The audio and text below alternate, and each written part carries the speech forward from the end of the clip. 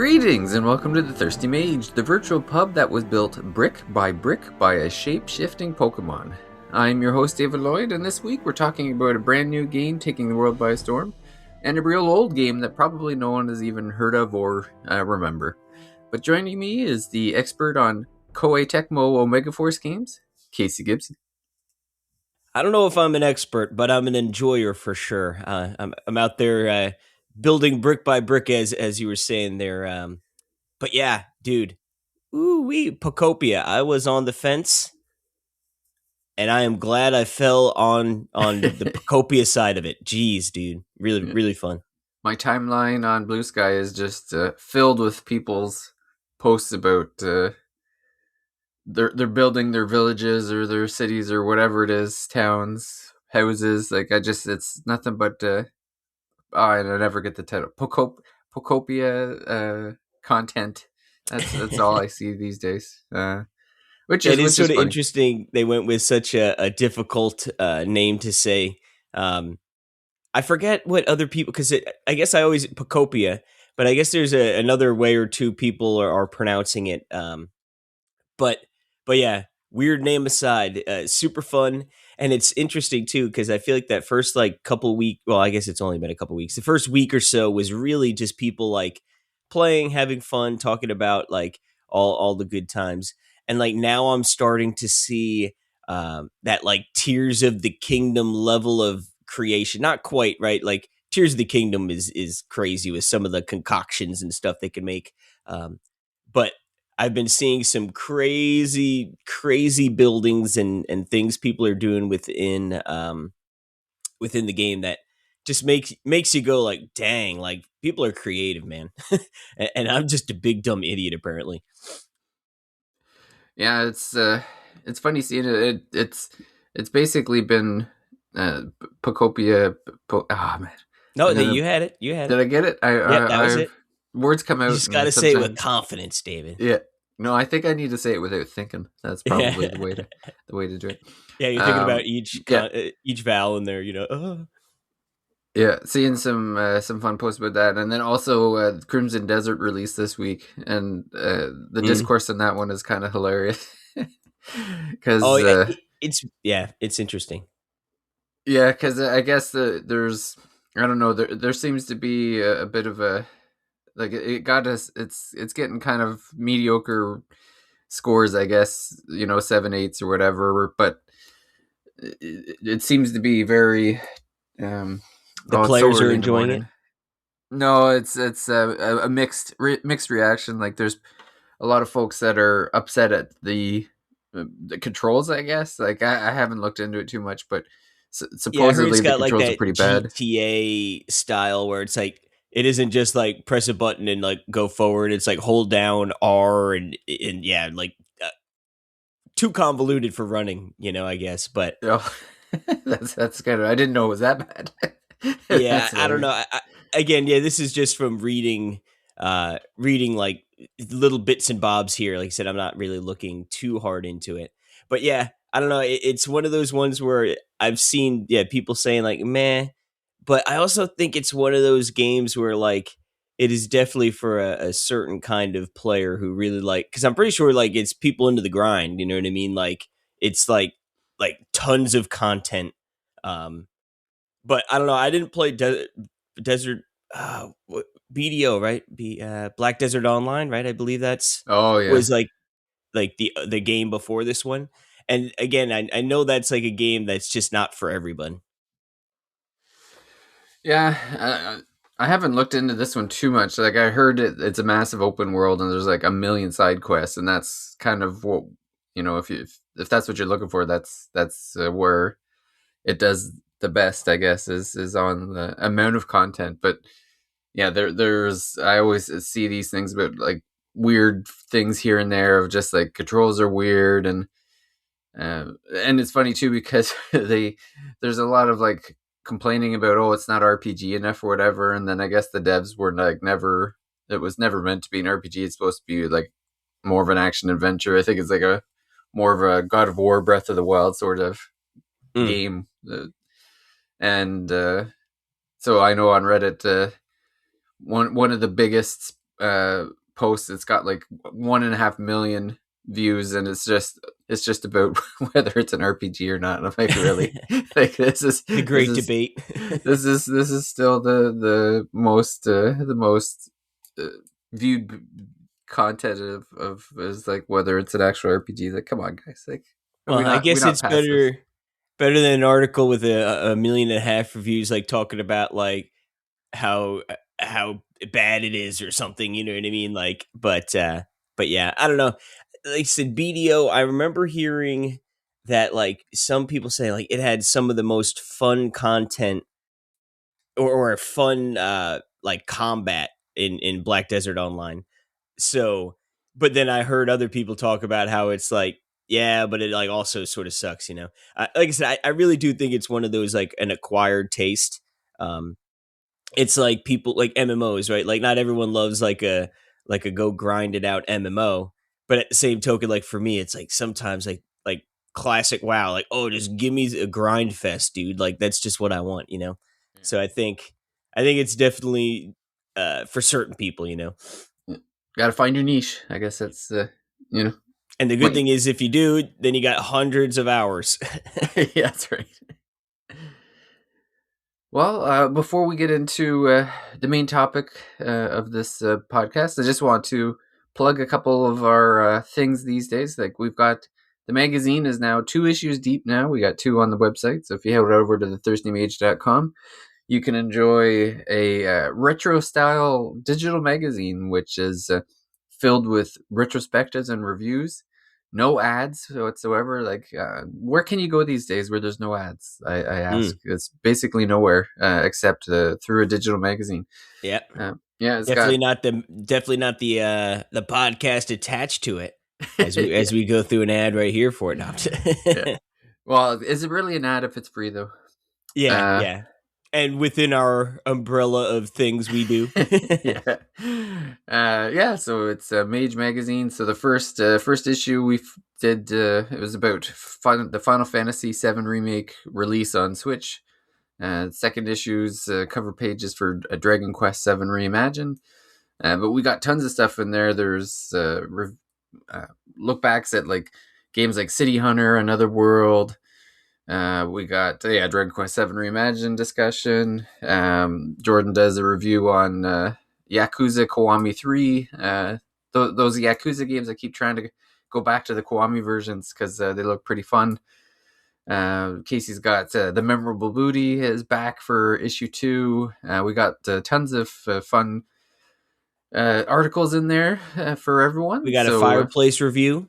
yeah, the fireplace reviews are I know still that's the one people are really clamoring for. yeah.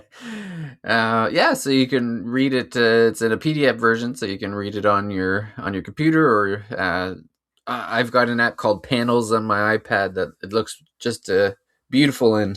So I enjoy taking a look at it there. And yeah, so if you miss the old days of enjoying a magazine, feel free to download it at thirstymage.com. And while you're there, you can even join our Discord if you haven't already. We've got Been lots popping of over people. there. It's growing every day. I would say I'm having to boot about 50% of the newbies because they end up being bots. But what are you going to do? That's the internet age we live in now. Hey, they only Um, want to bot what's the best, is what I'm saying. Is that yeah, people want to get in there, they need to get bots. So yeah. But the good thing is when you're in there, it's a bot free zone. So just know that we're not allowing it. We've got an intricate setup system to catch those little buggers. So David's out front with a bug catching net. yeah, sorry. I'm yeah keeping the Discord safe for fun positive talk. So yeah, we're if you haven't already joined us there, feel free to come on over. But I guess we'll get right into it. And Casey has been spending a lot of time with Pokopia. Got I it was right waiting again. for you to say it. Yeah. Again, I was trying not to think. Just get it there. Pokopia. And yeah. So Casey, tell us why. If I guess this is a Switch 2 exclusive. I guess. Eh? Yes, sir. This is it could. it could be considered the first system seller we've got on our hands here potentially. Well, it's funny Um, you say that because someone that my wife works with is considering a switch to only like, and the only reason is this game. Like, Honestly, it's so much fun. So when this game was first announced, I remember being like, "Oh, like it definitely looks sort of cool, but also looks sort of weird, right?" Like, especially the trailer. It's really funny, right? Like the trailer shows like the Ditto go into a cave and then like comes out as a little person, you know. And it's like, what did that Ditto do to that person in the cave? You know, like yeah, what is happening here? Um, and it's funny they don't really explain too much about it in the game. It's just like, oh, you're a Ditto. Here you go. And it's sort of, I guess the idea is right. So you're this Ditto who has transformed into like a humanoid, um, and you are plopped in the first area, and it's really barren. You find like a Tangela. Um, I think that's the Pokemon name. I'm really bad with Pokemon names. So the Tangela. you're as good with Pokemon names as I am with just general words. Yeah, but yeah, it's like you read a lot of these names in your head, and then you know what I mean, and then all of a sudden it's like you don't actually ever speak it. So Professor Tangrowth, um, he is the I guess sort of like the main guy you're communicating with, and he's like the you find that Pokemon, and essentially like he's sort of like the like all right, like let's get this area back in together because essentially like you get into the area, it's very barren. There's like no Pokemon except for you and this professor. There are no humans, and it is very much like where have all the humans and the Pokemon gone? Like this is weird, you know. And then you know, obviously, the first area acts as sort of like a bit of a tutorial where it's like you sort of learn your tools of the trade. But it's interesting because it's like so right, you're a Ditto, so you can mimic things. So like the first Pokemon you find is Bulbasaur, and it's like hey like yeah like I don't even remember how I got here like but it's nice over here like this is cool. And then he sort of like moves in, but he teaches you how to use like water gun, so then all of a sudden now you can like water stuff, right? Then you'll find Bulbasaur, and it's like oh now I can use like this leafage ability which lets me essentially like pull up grass out of the ground, which is important when you're building habitats. So essentially, right, like you learn a bunch of these different abilities, and like those continue throughout most of the game. Like I think I'm in like the fourth area, and I think there's one more big skill I learn, which I imagine would be like in the final area. But essentially right you learn some of these copy abilities which gives your character like more stuff, right? So like you find like a Hitmonlee, or Hitmonchan, I forget which one is the one that throws punches. But the one you that throws punches like teaches you how like to break bricks, right? And it's funny because you literally put like boxing gloves on and just start punching, and then you just break stuff. uh, which is good because right like obviously this is sort of like a Minecraft-esque game. um, so you will be breaking bricks and breaking the environment to clear stuff out. But how you find new Pokemon is that you have to create habitats, and then there'll be a chance for them to move in, right? So the most basic of habitats, it's like 4 patches of grass. All right, you've got like a grassy, tall grass area, right? Which is essentially the fundamental Pokemon, uh, you know, area that you find them in games throughout history, right? Like the all the classics. If you're in tall grass, you might get attacked by a Pokemon. Um, so the habitat here is right. You build 4 pieces of grass next to each other with your leafage ability, and then you know you go do some stuff, and then you'll come back and you'll see it like shaking. You'll go over there. Oh, what's this? A Pokemon pops out, and they're like, "Hey, like, yeah, like, nice to meet you," and you become friends, and then they essentially have now moved into your area, into the town. Um, and it's cool because you're always sort of like finding out new habitats to make to attract new Pokemon. So as you're sort of exploring the areas, there would be like these sort of like swirly areas on the ground like that sort of glow, and you'll go over there and it'll be like, hey, you found a trace of a Pokemon, and then it will show you like a new kind of habitat that you can make that would like attract a certain kind of Pokemon. So right, so maybe a different habitat is like, oh, you tall grass by a tree, so it's like a shaded tall grass area, and that attracts like the spider Pokemon that like to go in the tree and stuff, um, and then they'd be like, oh, like maybe grass by water, a hydrated tall grass area, and then that's going to attract some water Pokemons. But then it's not always just grass to find the habitats. Like later down the road, it's like, oh, look, if you put like to get that Hitmonlee, it's like, oh, if you put a punching bag next to a seat, with something else in the area, then it becomes a habitat that's going to attract that kind of Pokemon. Um, for Onyx, right? It was one like, hey, he needs tall grass, but it needs to be in like a shaded area. And like, there's this item that I guess lowers humidity, like a weird rock that lowers humidity. So it's like, oh, he wants like a nice cold, like a non-humid, dark area to live in.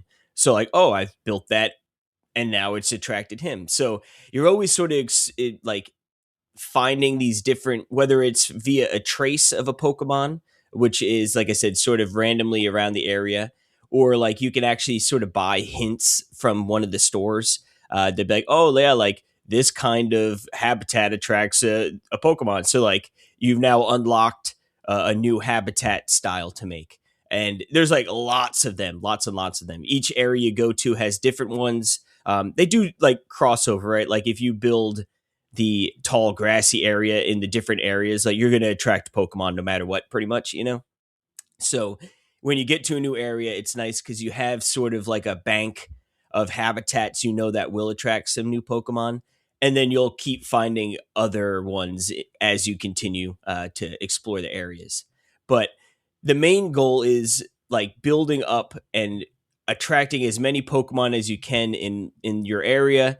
And like each area has different quests too. So like there's like always sort of like a overarching quest of like we want to improve the area's environmental level, which is as you get new Pokemon, as you build buildings and like spruce up the area, and the Pokemon's like happiness goes up, the environmental level goes up, and you will be able to unlock new things you could build in that area, and then and that you could purchase, because essentially the world is sort of like in ruin.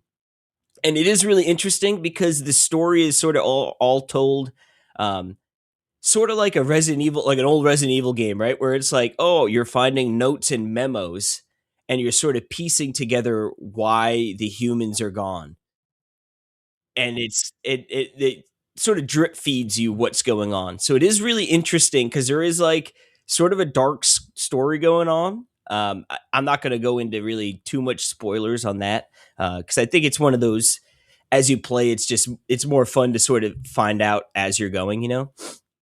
Um, but it's really satisfying because yeah, you get into the area and it's just like no Pokemon, decrepit buildings are falling apart. Each zone has like a Pokemon center that's just like literally in rubbles. Uh, and it's like, oh, you talk to the PC, and then like that's like your communication hub where you like you could purchase things and like you get rewards there. So like as I was saying, there's quests. There's like the main quest essentially in each area is sort of like, hey, build it up to get really nice. Um, but within each one is sort of like a main quest line per zone, and it's you like the first area is like there's no rain and everything's dry, right? So it's like part of the quest line is like we need to get it more humid in here, which is you might have seen the memes of Bulbasaur like yelling like let's get humid, like which this game's got lots of meme potential. And essentially like you'll work up to get the humidity level somewhere to a certain point, and then like and again I'm not going to try not to go too spoilery or anything, like a big Pokemon will come, and like all of a sudden hey it's rain now, and then like that's like your one of your main lines in that first zone. But then like there's also lots of mini quests, whether it's like specific Pokemon asking for help, and then like going down a mini quest line via that Pokemon you found in that zone. So there's a lot to do. There's like daily quests, like hey, go pick up like 10 sticks, find 5 or 10 copper ore, and like little things like that. So you're always sort of checking things off while you're progressing the more main storylines in each area. And then yeah, the idea is, right, like, oh, now you've unlocked the next area, and you get there, and again it's barren, right? There's no Pokemon except for maybe one that you meet. And then as you're building the habitats and you're attracting new Pokemon, um, again, it starts rising. You'll learn new abilities, and like you sort of keep bouncing to new areas. But the game sort of encourages you to go back, because you do learn new habitats that you could like sort of implement in different areas. And honestly, just beautifying the zone is fun. So, in the first area, like again, like every area is pretty much like in bad shape. Like the whether it's just like broken stone and pathways, like sand and stuff that have built up, and like just big piles of it, like in the center of town, where like, oh, you want to clear that out. um but I find myself like the one day I was in the third area, but I had to like go through the first area for something. And then I was like, oh, you know what, I've got a lot of materials now, let me craft like this pathway, the matching pathway. And like I just fixed the pathway in the entire area, right? And it took me like half hour or whatever. And it didn't really do anything, right? Like it wasn't like an objective to do it, but it just makes it look way better, and it was fun. So it's like it has one of those where it's like, yeah, you might have completed the quote unquote main zone quest in this area, but there's still plenty to do. Um, and then the game is like definitely right. You're probably seeing a lot of people saying like, "Oh, this is like Animal Crossing," or it's definitely like a cross of Animal Crossing with Minecraft, and like right. And I think obviously Builders, Dragon Quest Builders 2, given that a lot of the same team worked on it, and you definitely feel that. So I think in Builders 2, it was a lot of like it'd be, hey, we need to build a tavern. So like to build a tavern, you got to have, 3 countertops, this, that, like the, whatever check pieces you need. And like you'd build that and you get credit for it. This game, they do have like buildings like that. So you could build Minecraft style buildings where you were taking bricks, building it up, adding a door. You go into it, very much like a Minecraft building. But they also have Animal Crossing style buildings where like you have to get the plans from the PC, you plop it down wherever you want, then you like add the materials, right? So each area has like, it starts with like, oh, you could build a hut, which is like really small, doesn't take a lot of materials, and like it only takes a few Pokemon to build. Uh, it'd be like, hey, let me go talk to these guys. They could follow me, bring them back to the construction site. Boom. And like the huts take like a half hour or like 45 minutes or something. I think it's a half hour, maybe an hour, but it takes real time. And then they will build it up and it'll be done. And then there's like, as your environmental level goes up, you'll unlock more of those buildings. So it's like you started a hut, or you start at like, yeah, hut, then it's like a cottage, then a house. There's like 4 iterations, and it starts from like a little poopy hut all the way up to like a really big house with 2 floors that you could decorate. And those are almost sort of like you would go into it, and then it like flashes, like a black screen comes up, right, to load in, and then you go into the house. Where the Minecraft ones like is very much just it's there, right? You just Yeah, you're open the just door like and you're in in. it. Yeah. Yeah, so it's got the mix, and like you could decorate obviously both houses, but like when you get the big house in like the more Animal Crossing style, it like you go in there and there is a lot of room to decorate. And you can invite Pokemon to live in those houses, and you could decorate it with them, or for them, or you could like live in a house with Pokemon, and do that. Like, hey, Ludicolo, you could live on the first floor, you know. And then when you go in there, he's always hanging around in the first floor.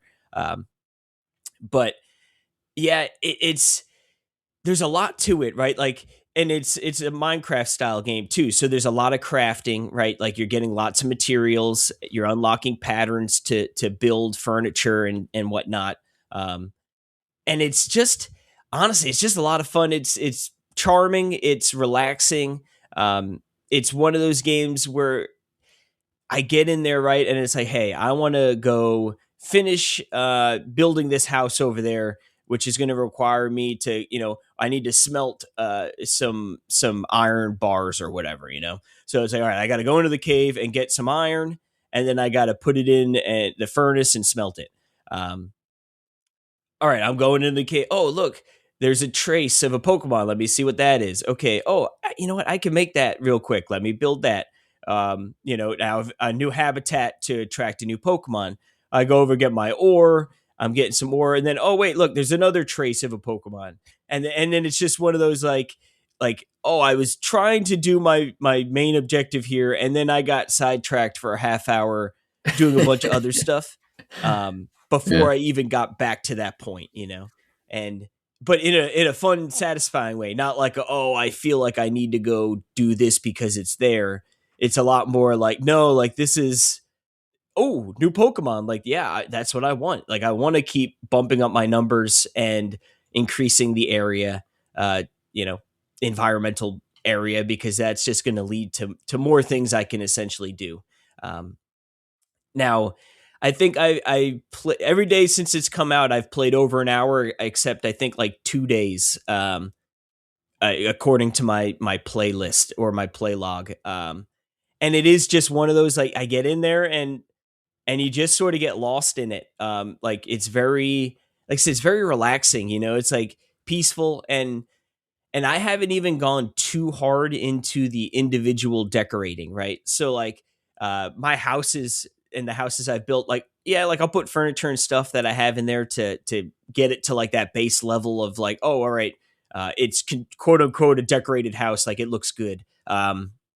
In the game's terms, you know what I mean?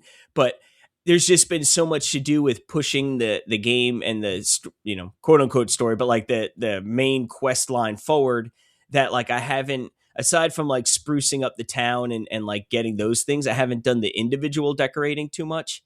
Um, but I think it's one of those things like once you quote unquote beat the story mode and everything, um, then it'll be one of those like, oh well, let me go back to these areas and like really get more into the nitty gritty, like sort of decorating and detailing. And I think even after you beat the game, there's like a last area that's more like oh, this will be your Animal Crossing town kind of thing. From what I gather, I haven't seen it 100%, but yeah, I don't know, man. It's I was on the fence when they announced it, and then like every time I saw, I was like, it looks good, but like I don't know if there'll be enough, right? Like, Yeah. this is a $70 game, and it's like do I want to risk it? And like as we kept getting closer, all of the reviews and everyone was saying how much fun it was, um, and then it was like oh, dude, the Dragon Quest Builders 2 team, like a lot of them worked on this. Like that obviously got me very excited because I really like Builders 2. Um, so like that was my like, all right, I'm gonna do it. Like screw it, I'm in, you know. And like, man, I am so happy I did because like it really is like it's worth all the praise it's getting, you know, like it's not like people are just being crazy Pokemon stands that you're like, yeah, Pokemon game. Uh like there's a lot to this game and like I could see people easily logging like hundreds and hundreds of hours into it. Um and as we sort of alluded to before, with like some of the crazy creations people are making. I saw someone recreated the first Pokemon in like in Pokopia. So like Oh, like the first like the game. yeah, like you start in palette and like oh you go up and you're like oh wow, these actually look very much like what the original game looked like that's cool. um I saw someone made a slave factory, Uh, so certain Pokemon will be able to do things for you. Um, so like the fire Pokemon can like use the furnace to smelt things. So like you would put the ore in the furnace. They go over there and they like blow fire on it and then like turn it into the ore. Um, which is great, right? And like there's other Pokemon that will like you give them lumber or wood and they will chop it into lumber for you, and then like you could obviously use that to build stuff. Um, and like it's so funny because like a lot of like you build it and then you can either talk to the fire Pokemon and be like, hey, follow me, and then you bring them to the furnace and then they'll do it. But like also they will just go do it themselves if they're in the area. Um, Oh yeah. so like someone made like this big factory where like the Pokemon are essentially like trapped in like a little bit of an area where they can just only move a little bit to the next like furnace. So it's like Yeah. four furnaces in a line, and it's like, oh, they just go back and forth, and like it was huge, and it was just like, oh, look, they've got like 10 of their Pokemon trapped in this building, just like can like nonstop making them resources. Um, Monsters. yeah, and a lot of the memes are like, "Oh, your poor Pokemon's just sleeping," and you're like, "Hey, wake up! I need bricks, brother. Like, here you go. Like, make them for me." Oh Uh, man. yeah, these poor Pokemon. If you've got an ability, you're gonna be put to work. Yeah. Pokopia is not an equal Pokemon playing field because there are Yeah. some that just get to enjoy life and wander around while others are freaking making bricks all day. So it's like real life. Yeah. You gotta hit. Yeah. Do you hit the lotto or Yeah. do you get unlucky with bad RNG at birth? Yeah. It's funny you mentioned being a system seller. So I was like doing the math on what it would be up here in the northern hemisphere, Your first the north. child, right? Yeah, it's pretty close. $850 for the system on its own, like the no Mario Kart version plus Pokopia. Yeah, it's 850 after tax. Dang, that's a lot of cabbage. Yeah, I mean, obviously a hard sell if you have to get the system too. I mean, unless if you're like a Yeah, diehard Pokemon fan and or like you've been wanting to jump on the Switch 2 bandwagon and you've just been waiting for that game. Um, but yeah, I mean, I've definitely seen people posted saying like, "Yep, this is like I finally bought the Switch 2 because of Pokopia." Um, well, it's and probably the best Switch 2 exclusive. When you think of like the Switch 2 games, there's not too many exclusives. Like it would be like Donkey Kong Bonanza and yeah, like Mario World, Kart. yeah, because like you can almost because I think we are talking about it on Talk Nintendo the other day where we're like Pokemon ZA is really good, but like I guess that technically that came out on Switch 1 as well. Yeah. Um, even though man, I can't imagine playing that in there. But yeah, in terms of like pure exclusives, like I think this is better than Mario Kart World easy. Um, I like Donkey Kong a lot, but yeah, like push comes to shove, I think Pokopia is better. Yeah. I wonder if they'll have like a system, like a bundle or something with it at some point if it keeps like it sounds like it sold quite well for them. And like you said, if it is something that people are finally jumping on the bandwagon for, you wonder if I guess with all the shortages and and how long it takes to make stuff, maybe that's not in the cards these days like it used to be. But yeah, it'd be funny to like. It seems like a good game to bundle with it, like especially like a Pokemon style game. Um, anything Pokemon related, you think would move some systems? Well, yeah, that was. I don't know if it was something where I just was underestimating it. You But I used a was like, voucher, didn't you, when you to get yours? no, I cash money, baby. Oh, okay. Although we get our groceries delivered from Walmart, so I opened up like a credit card that got me 5% back because it's like, well, I might as well get 5% back if I'm going to be doing it every week. Um, So I had actually had quite a bit of reward money saved up. So Pokopia cost me like 14 of my actual dollars, um, which definitely helped with me being on the fence. So it was like, Yeah. well, I'm I'm not using a spending bunch. real money. Yeah, I'm using a bunch of reward money, even though like sure I could use that for cheap groceries one week, Yeah. but I'll be damned. But yeah, it sold over 2.2 million copies in the first 4 days. Yeah. Uh, I don't know what it's up to now, but obviously more than that, given that some more time has passed. But yeah, man, I was very, I guess I'm surprised by how successful it did. I guess I shouldn't have, given like you said that it is a Pokemon game, even though it is a little strange conceptually compared to other Pokemon games. But yeah, it's awesome, dude. Yeah. Like I said, I loved Builders 2. And this game is, granted I haven't played Builders in a hot minute, but like this game is just like, it feels like a great sort of like next step, that it's got those like the core, like I said, core Minecraft style gameplay. But like the habitats are so fun to like not only discover the habitat, but then like finding your way to build it, right? Like because I have quote unquote found a bunch of new habitats that like, oh, I'm missing a piece of furniture to actually be able to build it, you know what I mean? Yeah. um so then that gets me excited for like, oh man, like I can't wait to either a find one of those items that I can use, or b find the recipe for me to use that item, and then be able to attract a new Pokemon and see where that brings me. But yeah, like and again, there's probably a bunch of things I didn't even touch. Like there's a whole cooking aspect, which empowers your abilities um, temporarily, right? Like for instance, that punching one. Like if you eat a certain food, now you'll be able to punch through even stronger, or like more difficult to break objects, right?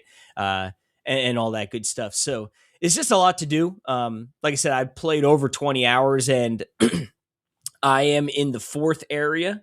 I believe there's five total, and then like I said, I think there's another area unlocked that's more like a open slate to sort of decorate and make your own. But like I said, I haven't really looked too much ahead, because it is definitely one of those games that, as I'm playing it, I'm not feeling like any particular driving force to be like, I need to get to the end of this game. It's Yeah. more just like every time you log in, there's plenty to do, and I, like I said, even if it's not quote unquote like checking the boxes to progress my the game further, it's like I'm just still having fun doing the mundane things of like, oh, just sprucing up the area Yeah. and making it just more appealing for myself as I run through, So, Yeah. um, Just but yeah, enjoying the ride. yeah, it really has been. Like I said, I don't know. I don't know if it should be this much of a surprise to me, given like I said that I really love Builders too. Um, but yeah, I mean, if you have a Switch too, I guess I don't want to say it's like a blind like you should absolutely play this game, because like I know it is a game that might not be for everyone. But I wouldn't have considered myself a Minecraft enjoyer before I played Builders 2, Yeah. And then I guess to some extent I am a Minecraft enjoyer, Some of Where? the Yeah. aspects, I guess, of it, but How much Animal Crossing did you play? I like Animal Crossing a lot. So I was actually an OG GameCube Animal Crossing guy. And I've played every single one, I guess, outside of City Folk. I don't think I even own that, and if I did, I played a very small amount. Yeah. Just because, like, yeah, the Wii I was in college and stuff, so I just wasn't gaming as much, at least on my Wii. But yeah, I like Animal Crossing. I like, it's funny because compared to like New Horizons, where like terraforming was a big sort of core gameplay mechanic. This obviously, right? Minecraft games inherently are like, you know, you're going to be terraforming stuff. Yeah. So it almost like with the tools you have here, I feel like it's easier to terraform than it is in Animal Crossing. Yeah. But I don't know. Honestly, New Horizons was like probably my least favorite Animal Crossing. Like it's still a great game, but it like I don't know. Uh, to me, the terraforming isn't why I play Animal Crossing. You know what I mean? Yeah, Generally, but yeah, this does have the aspect, right? You could talk to the Pokemon who live in the area and give them gifts. They'll come up to you and want to play like games, whether it's like a little trivia game or like a hide and go seek game or something. Um, so it definitely has that kind of Animal Crossing vibes. Like you do see the other Pokemon interacting with one another, and it is actually really cool because, like how I said, when you first get into an area, there's not a whole lot going on, right? Like it's pretty barren. Um, but then, like after a little bit of time, like as you're running through, it's like, oh man, look, there's like no joke, there's like 10 Pokemon in this area. Like four of them are talking and like communicating over in that area, and like you definitely feel the fruits of your labor, right? Like as you're putting things in, like the world really is coming to life with Pokemon and buildings and visually just looking really nice. But yeah, and there's so much in this game, dude. Like there's the whole farming aspect, right? Like you can grow crops and things, and then you can in turn use those for when you're cooking. Um, and yeah, just there's a lot to the game, and if you're into this style of game, I think you would like find yourself putting lots of time into it. yeah. Well, for $100 game, it sounds like it's filled with plenty in it, which is good. Like the worst thing would be to drop like $100 down to like a 10-hour game. Oh yeah, well yeah, especially like in Canadian price of it, like I would like Resident Evil 9. I beat it in like 12ish hours, give or take. Yeah. Which I'm a Resident Evil not a stand, so I would buy it regardless. But like that would be one, like yeah, if you're in Canada, it's like man, you got to wait for a sale, right? Like just like even Yeah. no matter how bad you want to play it, it's like yeah, it's just 115 worth after it then. tax. Yeah, that's crazy. Yeah, it's games are not cheap these days. Like it's to the point where you almost just want to wait for sales now, unless it's like a franchise you're like deep into. Like when the next Final Fantasy remake comes out, obviously that's a day That's a one day purchase. one, yeah. Yeah, but yeah, like other pretty much anything outside of that these days is really like a. I got to think about do I need this day one or should I be waiting?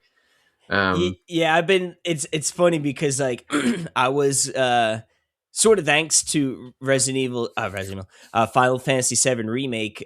Like I remember I was gonna buy Dragon Quest VII right off the rip. I was gonna buy like there's been a couple games in the last year that I was like normally I would just buy this and play it immediately when I'm done with this other game, but I'm like Yeah, let me just hold off. And yeah, now I'm at the point where I'm like, you know what? Like, I still want to play Dragon Quest VII again, or reimagined. But like at this point, yeah, I'm gonna wait for at least a 20% sale. If not, maybe yeah, depending when the time comes, like maybe I can get it for like 40% off or something. And then yeah, yeah, the beauty of having a Steam Deck as well, it's like all right, like at some point that game's gonna be on a nice hefty yeah. sale. Well, that's it. I just now like these days, I just throw whatever I'm looking forward to. I just throw it on my wish list. If it's hasn't come out yet, then And hope someone buys it for me. No. you know, I just throw it on there, and then it'll tell me when it comes out, and then I'll get an email when it goes on sale. Like even this morning, waking up to start the podcast, open up the Steam email. There's like 12 games that I've got on my list on sale, and so I I'm know, just dude. kind of It's so funny when you're like every once in a while you get those emails like one game was on sale or something, and then all of a sudden, yeah, it's like, oh, the Square Enix Steam sales live, and it's I like know it. 25 games on sale. Why don't And you get to spending? some of them are crazy sales, like the 60, 70, 80%. Like Oh, this morning I open it up and it's like 20, and I'm like, pfft. yeah. And just like Don't even talk to bother. yeah, Yeah, why don't even email me unless it's 50. This is bull. yeah. Forget that. But and yeah, and so that's like partially why I've been on a retro kick too, is just this idea of like, oh my god, like games are so much now. And now that I've kind of gone all in on PC, There's no reason not to just like enjoy some retro games while I wait for those Steam sales to come around, because they come around every few months, so it's not even like you're waiting that long. Like I know the Square Enix had like their publisher sale. It's ongoing now as of this recording. If and it usually, I think this one is going to be like 2 or 3 weeks, but then they'll have one in the summer, they'll have one in the fall, they'll have one on Boxing Day. Like there's always one on the horizon. So um I know. I've yeah. been tempted. That dang old Final Fantasy 12 is always down to $20, down from Yeah. 50. You know, and I'm like, Yeah. the good thing is like that game goes on sale at $20, like you said, like 4 or 5 times a year. Yeah.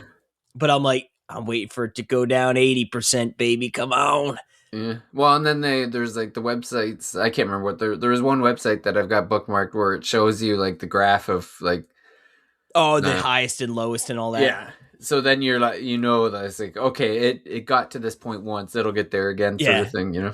Well, that was I bought Slay the Spire, the first one on sale, because the second one obviously just came out. And it's funny, it was $6. It's like 80% down. I was like, Yeah. all right, I'll buy it. But I Yeah. looked up the history, and at one point, it must have been on like a Steam summer or winter sale or something. It was down 90% down to like $3. And Holy moly. dude, part of me was like, freaking overpaid, dude. Yeah. Part of me said that. I was like, I'm overpaying, Oh man. but I was like, for $6, you still don't feel so bad. But No, and that's but I a did overpay. amazing game. For the record. Yeah. Yeah. You'll get $6 worth of enjoyment guaranteed for that one. That's still Yeah, you know I've what it got is? Slay the Spire 2 on my wish list Yeah, at I some think point. I've already played. I will say, we're not going to get too much into Slay the Spire this episode, but I, I like it, but I don't like it, I think, as much as everyone else seems to. Like, I don't know. Everyone I talk to is like, yeah, this is like a top tier amazing game. And to me, It it's like, takes yeah, yeah. it's pretty good. Like, I Takes like a it. little bit to get into though, like because I don't know if all three characters are unlocked when you first start playing. No, that you start with just the main guy, with like who regenerates some health after each battle. Yeah. Um, I obviously played with him. I unlocked the second guy and the third guy, and I believe there's a fourth one I haven't unlocked yet. Okay. The Yeah, third I've guy's got like the he's got the orbs. orbs. Yeah, which is sort Yeah. of interesting. That's sort of cool. You definitely sort of like got to get used to how that operates. Yeah. He's my favorite, but it's definitely the hardest to figure out, and a lot of the times it's like the most punishing for RNG.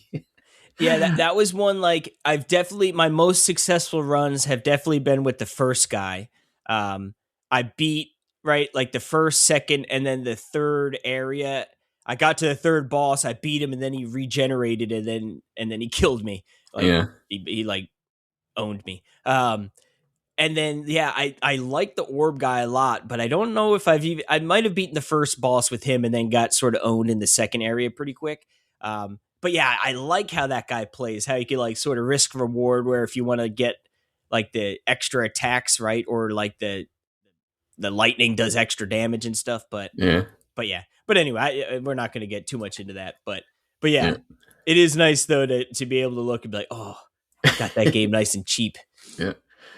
I guess we can wrap up the episode with with a little bit of a kick I've been on, and it's all been because I went to play. We have a secret amount of game club going on, and I was like, oh, I better put some more time into that. And so I was going to turn that on, and I don't know how, but I accidentally hit something. I must have clipped something, and You fat and fingered it. yeah, and I like flipped to a different section of my catalog, and hit the button to turn on the game. And so this game turns on, and I'm like, oh, what did I do? But then I was so enraptured by the title screen that I'm like, what is this game? I'm gonna have to play it now.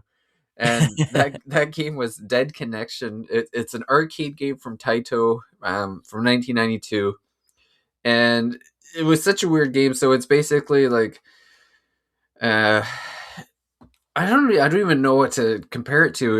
It's the story is that like these four guys are taking on the mob. I guess like one of their wives or girlfriends or something was killed by the mob, and they're like out for revenge. And so you select one of the four characters, and then it puts you in this. It's funny. I had posted about it, and Guillaume had responded with like the perfect description of it. It's like basically you have like a little diorama, and you have like your little guy. He just running around shooting everything, everything that moved, and that's basically what it is. Like, so the first level you go to, I guess it's a hotel. I guess like you basically you're in the hotel lobby. So there's like the receptionist at the top, and then there's like kind of a balcony where you kind of can walk up to the second floor, a staircase on either side, and there's like tables around you, and all of these enemies are just kind of running around the screen, and they're shooting at you, and you have to shoot all that. You have to shoot 30 of them, and then the boss comes out, and then you shoot him. And yeah, it's just different levels. Like there's little cutscenes in between where it's like where they shake down the boss and get new information, and then they go to a new area, and it's again a new diorama. Like I think the second stage is like a junkyard. So then you're just like hiding behind these piles of tires and shooting at people, and you get different weapons. Like you start with a handgun, and then you can get a machine gun and a shotgun, and the shotgun like basically explodes everything on the screen. So you get a few of those, but it's so bombastic. Like you just like running around shooting everything that moves. It's kind of like a twin stick shooter basically, before those really were around. And yeah, it was just a blast. Like I ended up playing through the entire game within like an hour and a bit, and got the end credits. But it's just like, man, you know, I remember on when the Switch first came out, and there was a lot of like the twin stick shooter games that I remember enjoying quite a bit early on. There was I think you were playing them with me. There was what was that? It Tesla was, v Lovecraft is really good. yeah, like so like that. And there was a game, something Neon. I can't Oh, remember. Neon Chrome. Yes, Neon Chrome. I believe it's all from 10 Tons, right? I believe Yeah, they did like a lot of those games. yeah. They knew how to make a good The twin twin stick, stick yeah. shooter where you just like, you know what, just run around with your dude, blow stuff up, have a good time. Like that's basically what it was. And Dude, it's, yeah, I love those whatchamacallits. Those twin stick shooters are so much fun. yeah, But yeah, and Neon so Chrome, yeah, they had yeah. like literally so many that 10 cent. Like it's like they I just know they crank those games out. yeah, they had like, yeah, there must have been like at least 6 or 7 of them 10 that I tons, not remember. 10 cents, sorry. Yeah, that we had, yeah, we were enjoyed around that time. And yeah, and then, so this got me on a bit of an arcade kick, because I was like, man, did I miss like a lot of these? Because I didn't really play arcade games back in the day. I was a console man. I didn't like leaving the house. He was So a I cultured man back then. yeah, so I was like, man, these 90 arcade games look amazing. So I downloaded so I looked for a bunch of them, and played some other Taito ones. So I'm going to be doing an article in the magazine just specifically on Taito, because they man, they produced a lot of games back in the day. But just seeing some of these, like I really wasn't into the fighting game scene back then, but I've played a few of them in the past week, and it's funny just looking at the arcade versions. Like there's so much detail in the sprites, and so much details in the backgrounds, that it's like, the fact that I'm getting my butt kicked in these fighting games, it doesn't even bother me, because I'm so busy like looking at all the details in the backgrounds, and while I'm getting my face punched in.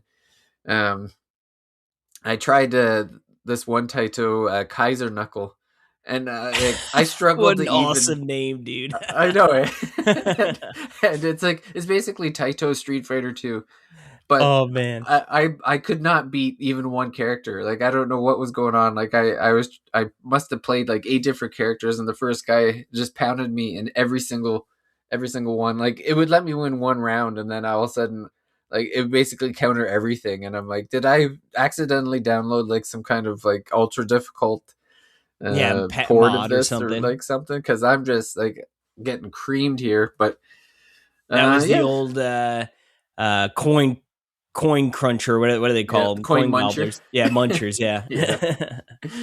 So that's been my last week or so. But gonna have to get back on. We've got so many game clubs going on that I need to finish up. I'm getting near the end of Strange Journey now. I think anyway. I've got a little over 30 hours into that now.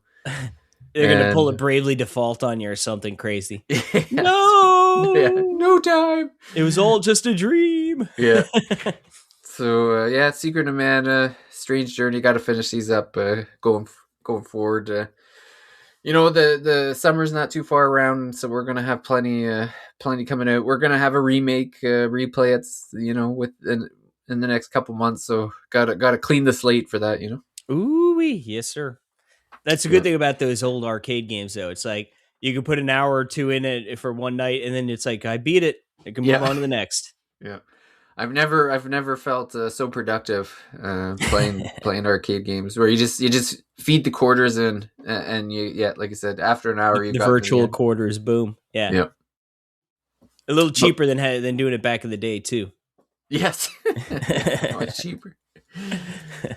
Yeah, but I guess that'll probably do it for this week's episode. Again, just want to thank everyone for listening and for supporting the podcast. If you, like I said at the beginning of the show, if you want to head over to thirstymage.com, we got plenty of stuff to do. You can read magazines, you can talk to us about these games on Discord, whatever you like. But I guess, until then, I want to thank everyone for listening, and we'll see everyone out at the next Thirsty Mage. Bye for now. Adios.